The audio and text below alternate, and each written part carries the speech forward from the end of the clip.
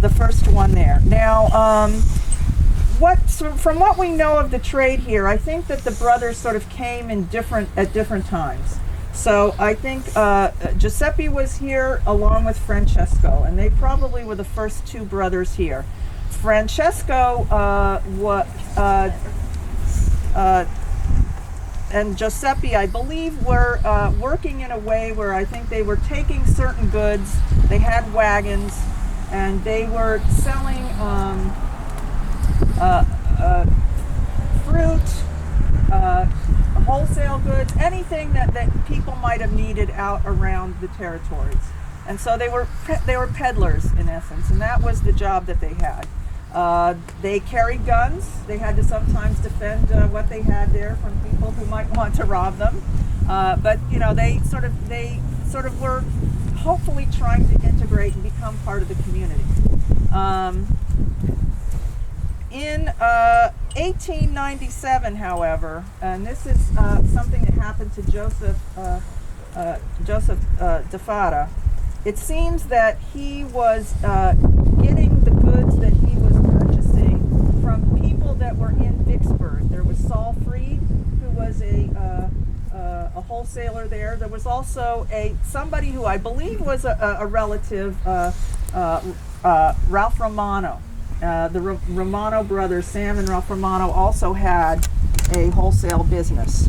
But it seems that in 1897, Saul Freed accused Giuseppe DeFada of taking goods on credit that he didn't intend to pay for. He had him arrested. He was actually kind of hunted down in Monroe, I believe they found him. They brought him to prison in Tallulah. There were 2 trials, and he was acquitted because there wasn't sufficient evidence to prove Saul Freed's claim, excuse me. So that happened in 1897. Now in 1897, his brother Pasquale came to Tallulah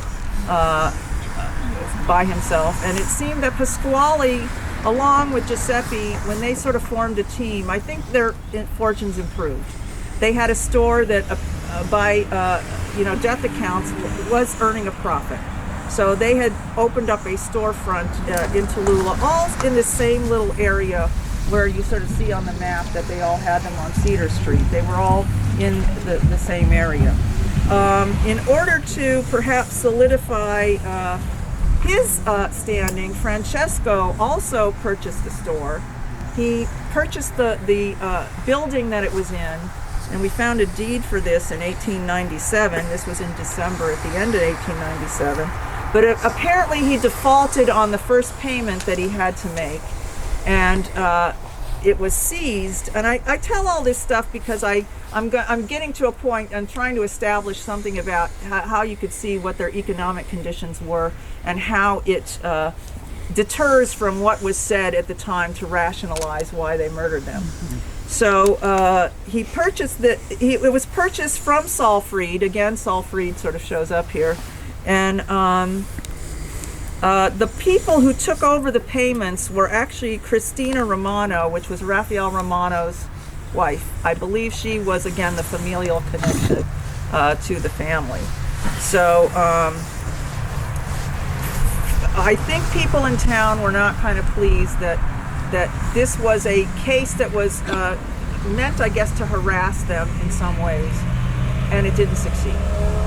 So we might talk about some of the reasons why the Italians, who were sort of an exotic thing that came to this very isolated town in some ways, were starting to build up aspects of potential disfavor. In 1898, Joe DeFina, who lived in Milliken's Bend, and as we say, that is a place right on the Mississippi River. Certainly there was a big dock there. A lot of ships stopped for trading purposes, and there were, ne'er-do-well characters who hung around. There was a guy, he was said to have been an old Confederate soldier who was kind of an itinerant man who sort of hung around the docks, and he turned up murdered, and they accused Joe DeFina of murdering him. Joe DeFina was arrested. He was held over for trial. There were 3 hearings, and he was acquitted. The person who represented him, oddly enough, was Pat Henry. Pat Henry's name is going to come up again. So, but he was not convicted.